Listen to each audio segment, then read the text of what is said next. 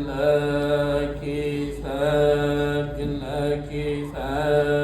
ለኪ ለእመቤታችን ስግደት እንደሚገባት ጊዜ ሰግድልሻለሁ። እግዚአብሔር ከአንቺ ሰው ሆኖ ሙሽራ ከጫጉላው እንዲወጣ ከአንቺ ወጣ። እመቤቴ ማርያም ሆይ ደስ ይበልሽ ብሎ ዮሐንስ አፈወርቅ በድርሳኑ እንዳመሰገነች እኔም አመሰግንሻለሁ። የጠፋ በግ አዳምን የፈለገው ባገኘው ጊዜ የተሸከመው እውነተኛ እንጨት ጠባቂያችን ክርስቶስ ከአንቺ የተወለደ እመቤቴ ማርያም ሆይ ደስ ይበልሽ።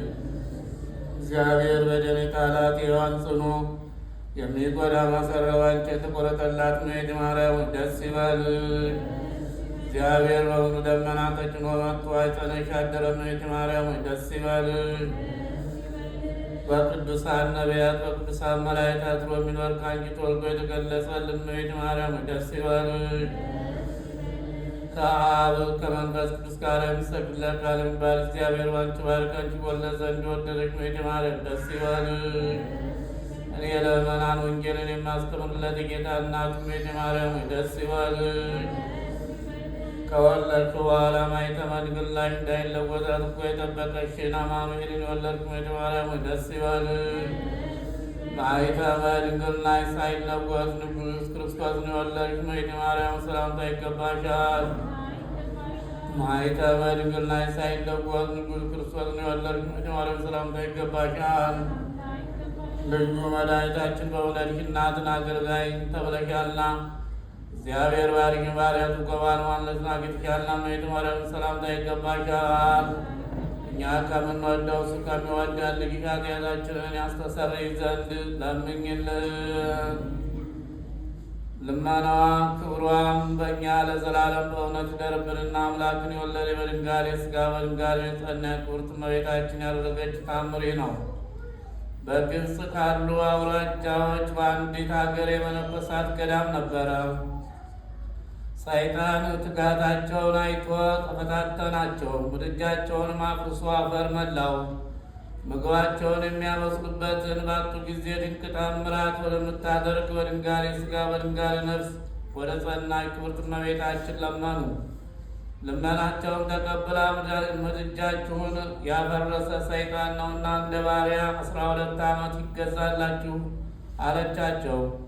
እንግዲህ ወደ አትዘኑ፣ ከልጄ ከባሕርይ በተገኘ ሥልጣን ሰይጣንን ትገዙት ዘንድ ስለ እናንተ ለምኜዋለሁና አለቻቸው። ስለዚህም ነገር ደስ አይበላችሁ፣ በአማላጅነቴ ኃይል ከዚህ የበለጠ ጸጋ በሰማያት ታገኛላችሁና።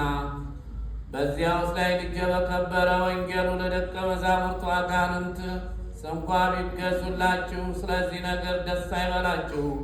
ስማችሁ በልበ ሥላሴ ታውቋልና በዚህ ደስ ይበላችሁ እንጂ ያላቸውን አልሰማችሁምን? ይህን የወንጌልን ቃል ለመፈጸም ድንቅ ታምራት በምታደርግ በድንጋሌ ሥጋ በድንጋሌ በጸናች በክብርት እመቤታችን ኃይል ሰይጣን እንደ ባሪያ ተገዛላቸው። አስቀድመውም እሱ ራሱ የበላውን አፈር ከምድጃው ፈጥኖ ያወጣ ዘንድ አዘዙት።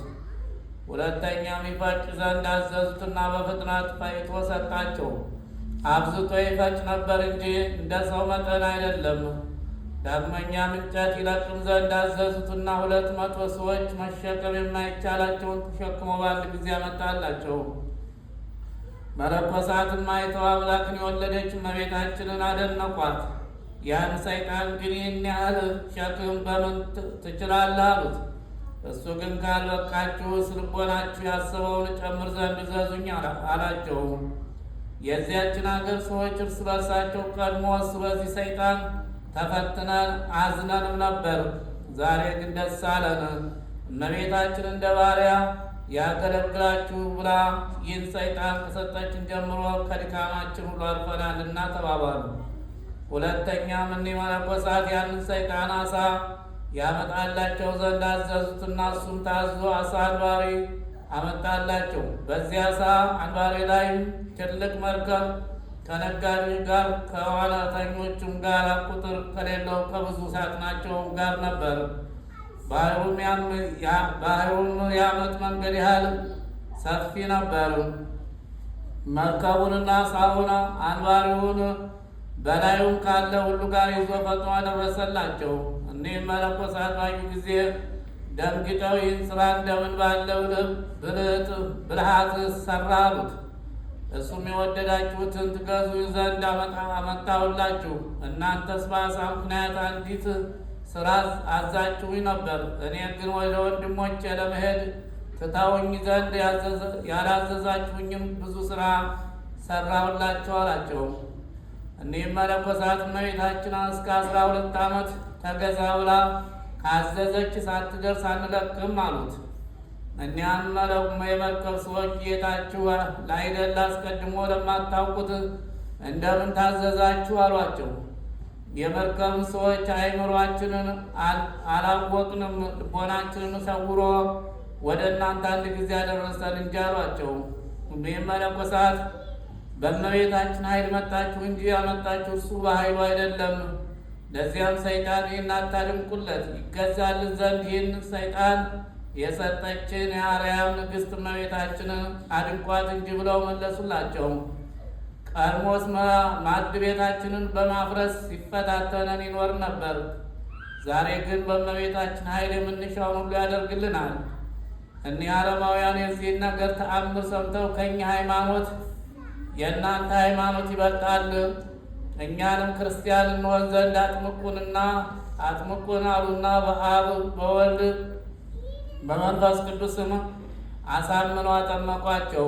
በክብርት ሥላሴና ኃጢአትን በምታሰርይ በአንዲት ጥምቀት ማመንንም አስተማሯቸው።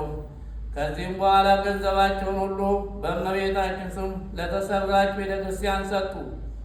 መርከባቸውን ለመዝጊያ ለመስኮትም ለሚያሻቸውም ሥራ ሁሉ ሆነ። ብረቱም ለመክፈቻና ለችንካር ለሥራም ሁሉም መርጃ ሆነ።